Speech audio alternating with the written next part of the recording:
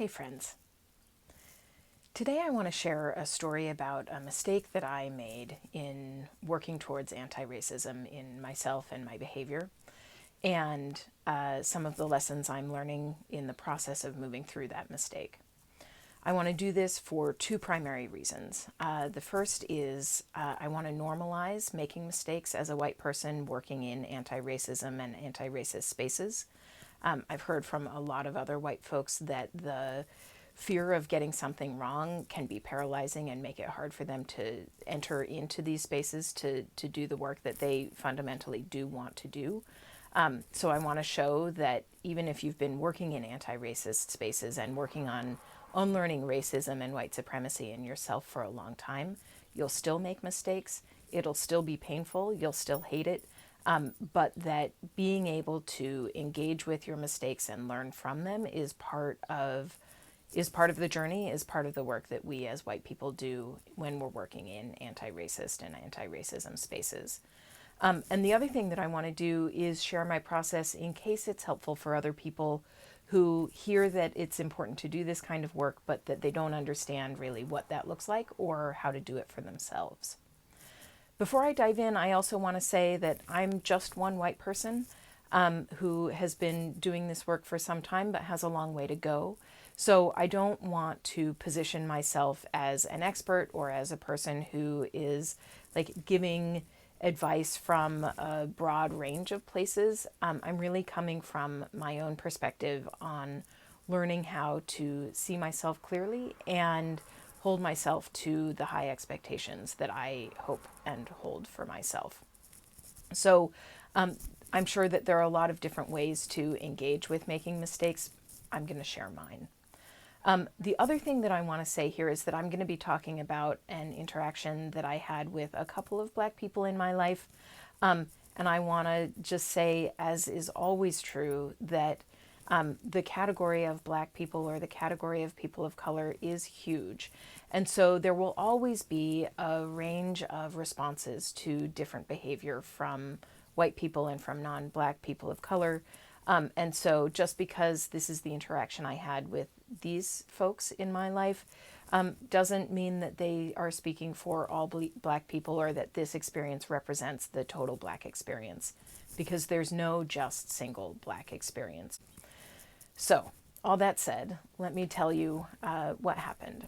I found myself earlier this week wanting to reach out to some of the Black folks in my life who I'm not in regular contact with. And so I put together a short email just to say, hey, I'm thinking of you. I hope I hope if there's anything I can do to support you, you know that you can reach out anytime. And sent this off and was feeling like, okay, this is a kind and connecting thing to do, or that was the intention that I had. And the next day, one of the people who I had emailed retweeted a thread from another Black woman requesting that white people not do this, and explaining that receiving that kind of message is emotionally exhausting in this time. And I felt terrible, of course. That feeling that you get when you realize that you've done something wrong, the sort of like sinking feeling in your chest and stomach. I had that plus an extra sort of twist of, oh no, I did a racist thing, or I did a thing that's problematic along racial lines. And that is extra uncomfortable for me as a white person. And I think that doesn't set me apart, because actually part of how white supremacy works in all of us is by holding perfection as the standard, and especially by holding perfection as the standard when white people engage in anti-racism or multicultural spaces.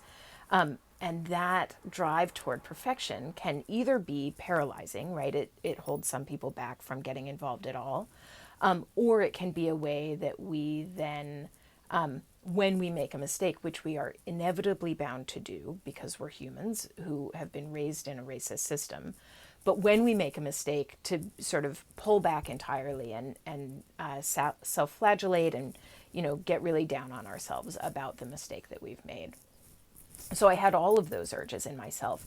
as well as the urge to defensively reach out to my friend and explain about my intentions, how I didn't intend to be exhausting and I'm so sorry, and sort of an explanation apology email like was coalescing in my head until I realized, hold up.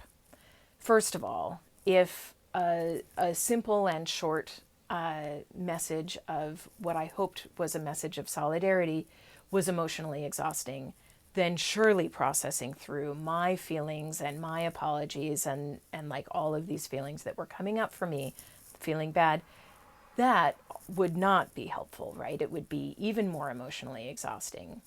And so I just sat with those feelings, those really uncomfortable, bad feelings. I am a person who meditates, and I find meditation really helpful, but also just like letting that feeling be there and not drive me to action is a way to slow me down, get me to connect with myself, but also to sort of open up to what's going on behind these bad feelings. What's going on for me here so that I can understand what drove me to behave in a way where my intention was very far removed from the impact of my behavior. So that's where I started. And the first thing that I realized as I was introspecting and feeling my way through this is that I was really coming at this interaction as a white person. And in fact, when I asked myself the question of who was I centering with this email, I felt like I was centering them and saying like, hey, I'm here for you. But I realized if they don't already know that I am here for them as an ally, if they don't already have that trust in our relationship, an email now is surely not going to help. And in fact, is going to be less than helpful because it shows that I'm really not able to put myself into the experience that they might be having in this moment. So recognizing that I had centered myself and my desire to be seen as an ally and to be appreciated as an ally, and in particular as a good white person, is like the fundamental flaw in what I did. Because what I really should have been doing is thinking about how to center my friends, how to center my colleagues, and ask the question of like, what is going to be most meaningful to them? And when I think about that, the answer isn't an email just saying like, hey, I'm here for you if you need me and let me know what it might be, but some deep thought into what it could look like. And some deep thought into what is the right time to send a message like that. I was thinking of it as sort of being like a condolence note to a friend whose parent had died, for instance. What's happening right now is an ongoing series of events that has hundreds of years of history behind it. And unless things change, no end in sight. So sending an email this week was not only focusing on myself, but it also was really focused on my perspective and my experience of events rather than centering what I can only imagine is the Black experience of this ongoing trauma, this ongoing violence and hostility from organizations with a huge amount of power and control in the United States.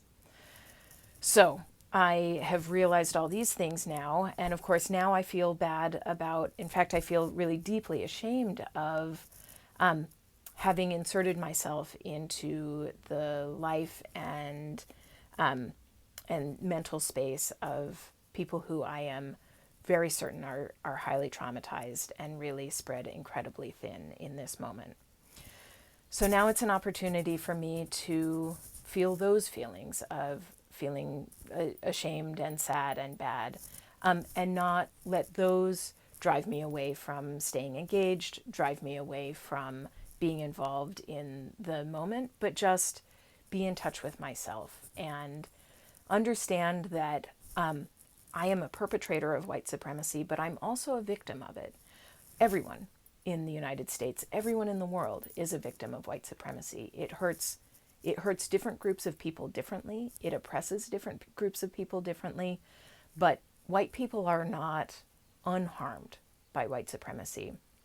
In fact, I have a deep belief that causing harm to people through power, and in particular through institutional power, is really harmful to our souls and spirits. And that is a harm that white people uniquely carry in the power structure of white supremacy.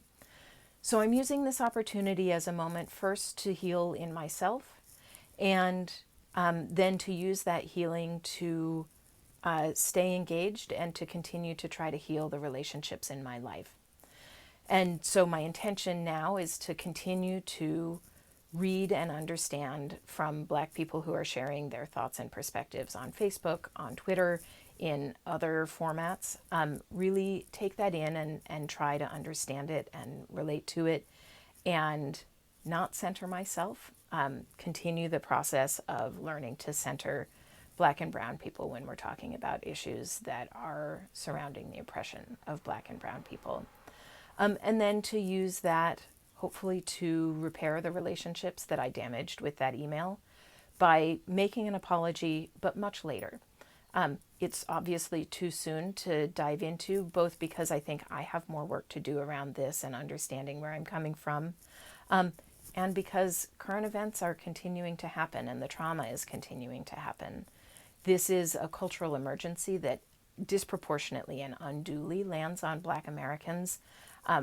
And so realizing that I have added to that burden means that it's incumbent on me to not continue to do that now that I've realized it, but to look for the time in the future when it feels more right to give that kind of apology, and to give a really thorough one, recognizing the ways that I misstepped, the ways that I probably hurt them and added to what they're carrying right now rather than took away from it.